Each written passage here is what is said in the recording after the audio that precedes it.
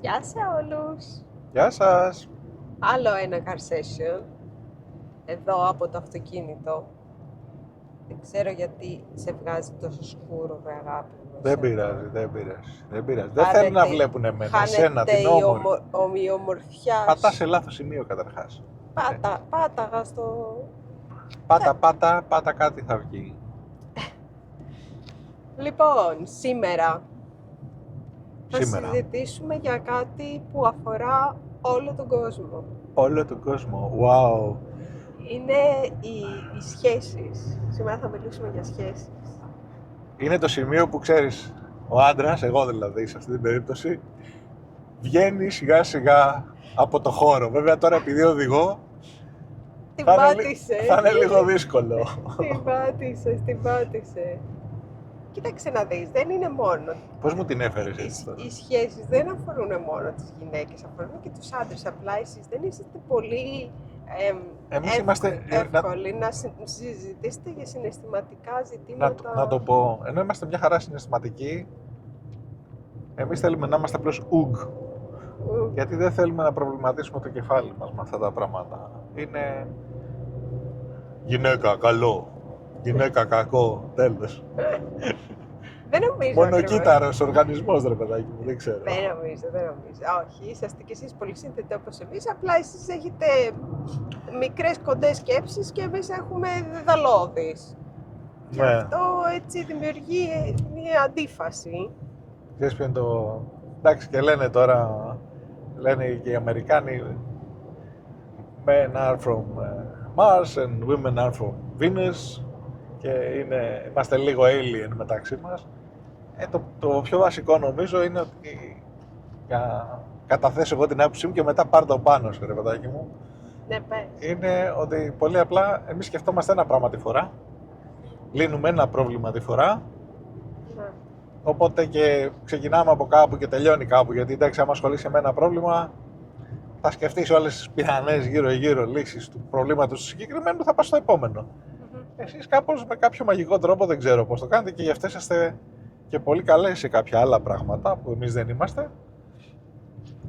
Για παράδειγμα, δείτε διαφορές μεταξύ γυναικών στην πολιτική ή σε εταιρείες ή στο management και γενικώς αυτά, και των αντίστοιχων ανδρών. Εγώ που έχω δουλέψει σε κάπως μεγαλύτερες εταιρείες και έχω δει τις διαφορές στην τρόπο σκέψης, φαίνεται, ρε παιδάκι μου, είναι πολύ εμφανές, και αυτό αντικατοπτρίζεται και στις σχέσεις. Τώρα τι να σου πω, άμα μου έρθεις με ένα συγκεκριμένο πρόβλημα, θα σου βρω τη λύση. Άμα μου έρθεις με 10.000 προβλήματα και σου λύνω το ένα, και εκείνη την ώρα μου εμφανίζεις το δεύτερο και μετά το τρίτο και μετά το τέταρτο, δεν τελειώνει ποτέ το πρόβλημα, είναι λογικό νομίζω. Κάτσε να κάνω μια προσπέραση. Με προσοχή πάντα. Όπως βλέπετε φοράμε και τις ζώνες μας, σε περίπτωση που... Ναι, έχουμε και αυτό το θέμα. Τώρα ποιος φοράει ζώνη και ποιος δεν φοράει. Φοράμε πάντα ζώνη. Φοράμε ζώνη. Μια φορά την ξέχασα και ακόμα μου το θυμίζετε. Τέλος πάντων.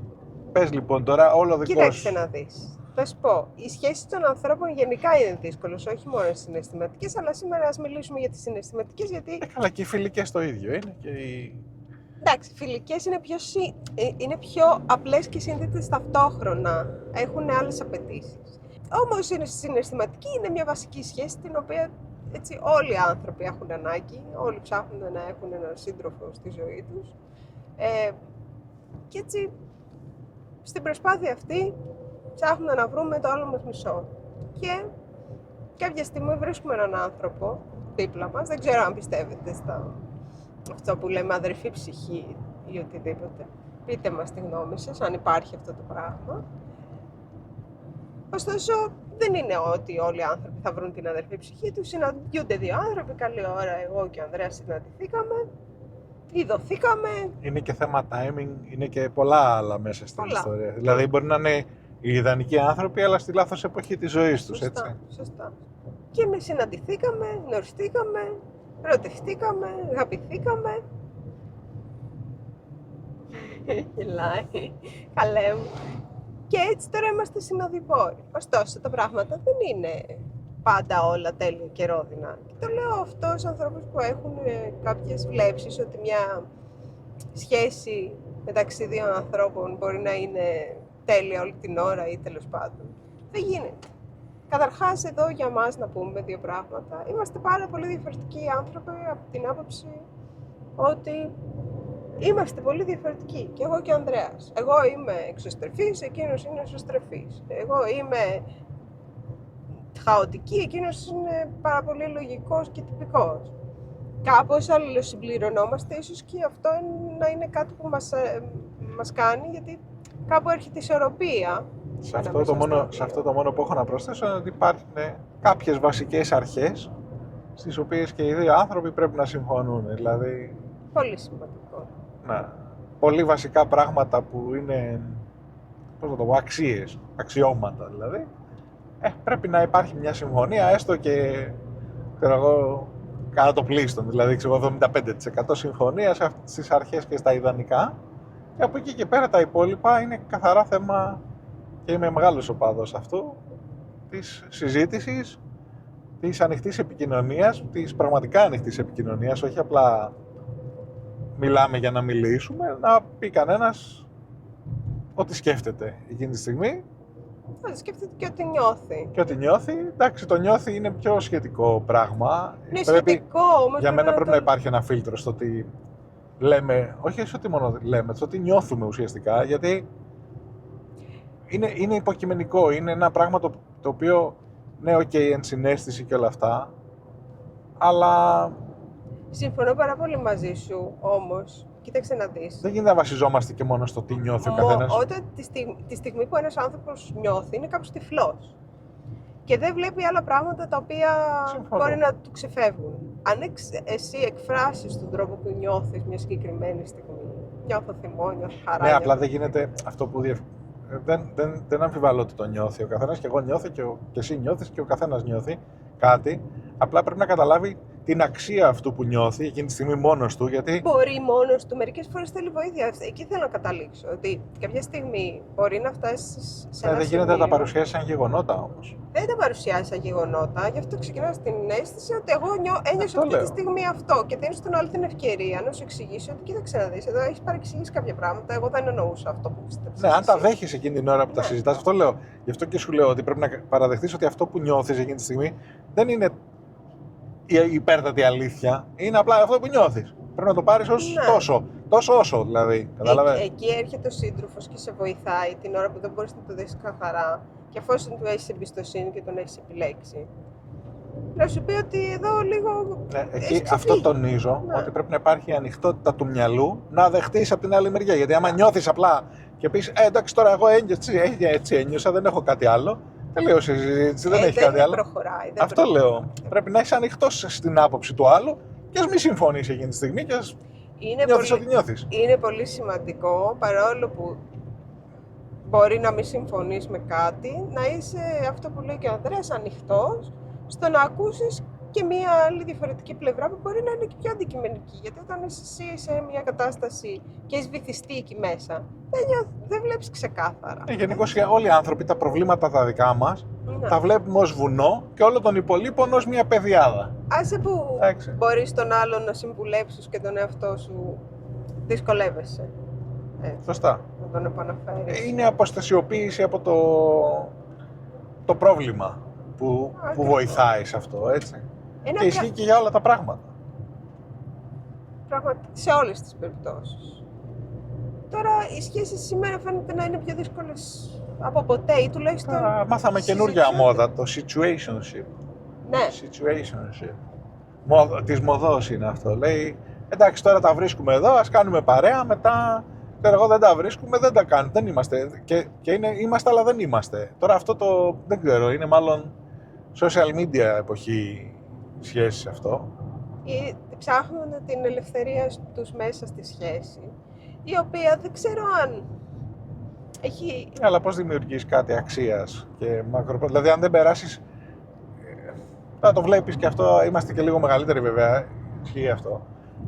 Αν δεν περάσει από κάποια κύματα η κάθε σχέση, αν δεν δεις ότι ο άλλος σου στάθηκε σε κάτι δύσκολο ή υπέφερε και ο ίδιος για να είσαι εσύ λίγο καλύτερα ή οτιδήποτε, πώς θα βρεις αυτή την υπέρτατη αξία και θα πεις ότι αυτός είναι ο άνθρωπός μου? Άμα είναι, σύνδεση, ναι, όλα είναι μέλι γάλα και τώρα είμαστε καλά, βγαίνουμε μαζί, τι ωραία, περνάμε, ξέρω εγώ και τα λοιπά, κάνουμε παρέα με χάλασε κάτι, δεν σου ξαναμιλάω ή δεν μιλάμε για 3 μήνες και μετά τα ξαναβρίσκουμε.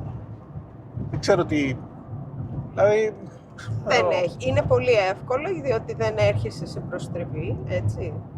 Δεν υπάρχει προστριβή. Απλά εξαφανίζεσαι, κάνει το λεγόμενο ghosting. Δεν συζητάς, δεν λύνεται τίποτα.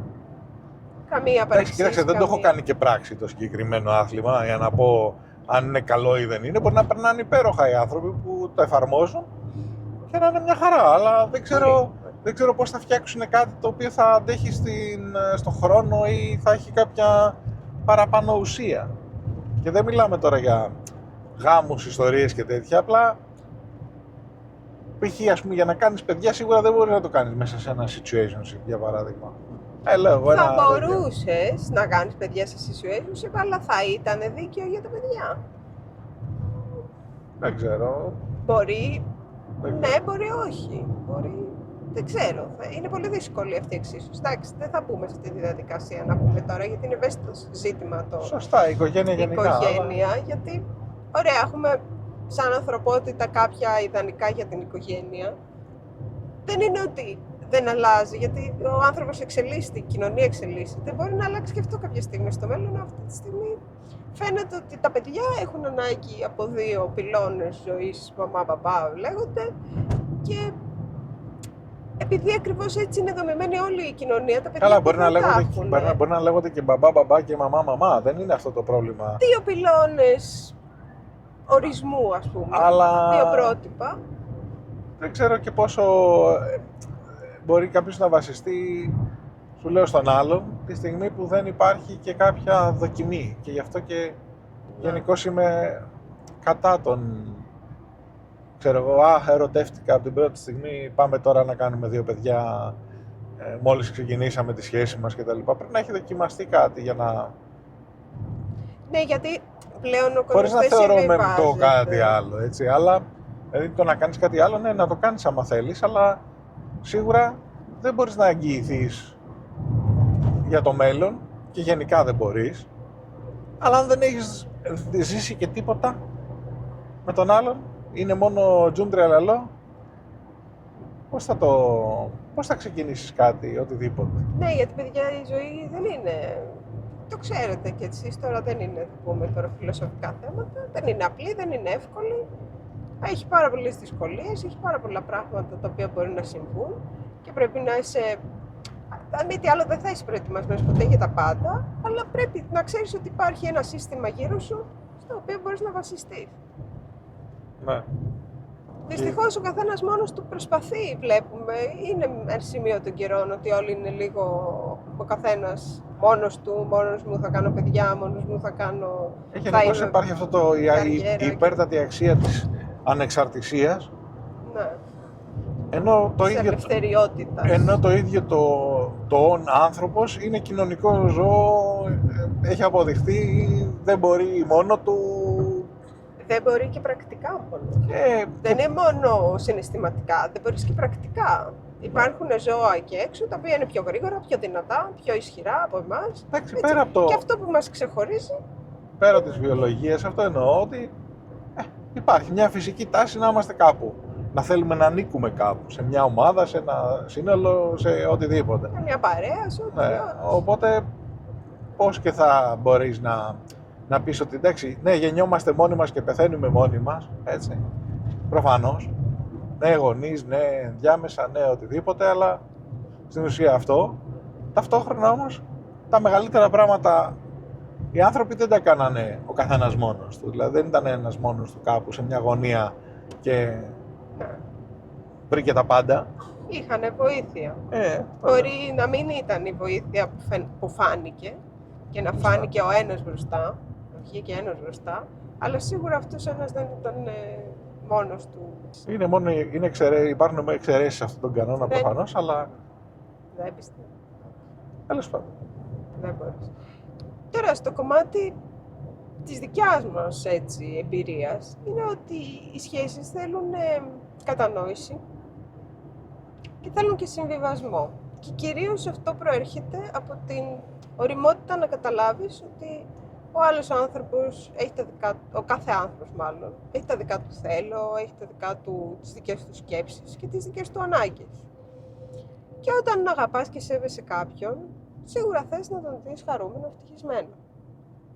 Άρα είναι και σαν, δεν θα το πω υποχρέωση γιατί είναι λάθος λέξη, είναι σαν θέλω σου λοιπόν να τον βοηθήσεις όπου μπορείς και όπως μπορείς στο να πετύχει και αυτά τα πράγματα. Δηλαδή είναι και τα ατομικά μας, ας πούμε, θέλω, πρέπει να γίνονται σεβαστά στη σχέση. Μέχρι εκεί που δεν ενοχλούν τον άλλον φυσικά, έτσι. Ναι. Γιατί δεν μπορεί να λέει ο ένας εγώ θέλω και ο άλλος απλά να βοηθάει και να υλοποιεί και να μην εκθέτει τα δικά του θέλω. Οπότε είναι μια σχέση ισορροπίας. Εντάξει, τώρα σε αυτό έχω μια ιδιαίτερη άποψη, ότι επειδή δεν μπορούμε να ελέγξουμε το τι μας δίνεται από οποιονδήποτε άλλο, πόσο μάλλον στη σχέση μας. Μπορούμε να επικοινωνούμε, μπορούμε οτιδήποτε, αλλά στην πραγματικότητα αυτός που έχει τον έλεγχο του τι μας δίνεται από τον καθένα είναι ο άλλος. Και αφού δεν μπορούμε να ελέγξουμε το τι θα μας δώσει ο άλλος με κανένα τρόπο, πέρα της συζήτησης ή της αίτησης ή της επικοινωνίας κτλ., που και πάλι εκεί δεν είναι έλεγχος, είναι απλά επικοινωνία του τι θέλεις. Έτσι. Πρέπει απλά να προσφέρουμε εμείς ό,τι είναι να προσφέρουμε, να μην μετράμε τα κουκιά, γιατί άμα μετράμε τα κουκιά μπαίνουμε σε ένα τρυπάκι και καθόμαστε και απλά μετράμε και στο τέλος τίποτα. Και βάσει αυτού να προσπαθήσουμε απλά να προσφέρουμε εμείς και αν και εφόσον αυτό το πράγμα δεν μας ικανοποιεί για ένα χρονικό διάστημα τεράστιο, να δούμε τι μπορούμε να κάνουμε. Σωστά, έτσι είναι. Δεν ξέρω, εσείς είσαστε σε μακροχρόνια σχέση, είσαστε παντρεμένοι, έχετε παιδάκια, πείτε μας την κατάστασή σας, τις σοφίες της ζωής, τι σας έχουν μάθει, αν έχετε, ξέρετε.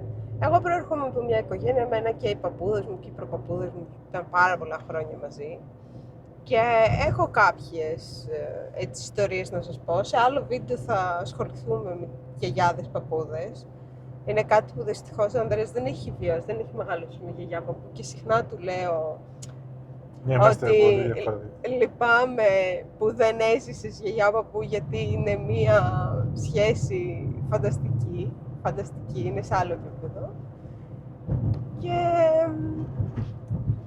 θα τα πούμε και αυτά, τα πιο παλιακά λίγο, έτσι, τι γινόταν παλιά και πώς ήταν παλιότερες σχέσεις σε σχέση με τώρα. Αλλά αυτό θα το αφήσουμε για ένα άλλο βίντεο, προς το παρόν θα σας χαιρετήσουμε εδώ. Περιμένουμε τα σχόλιά σας και τα νέα σας και θα τα πούμε. Γεια σας! Bye!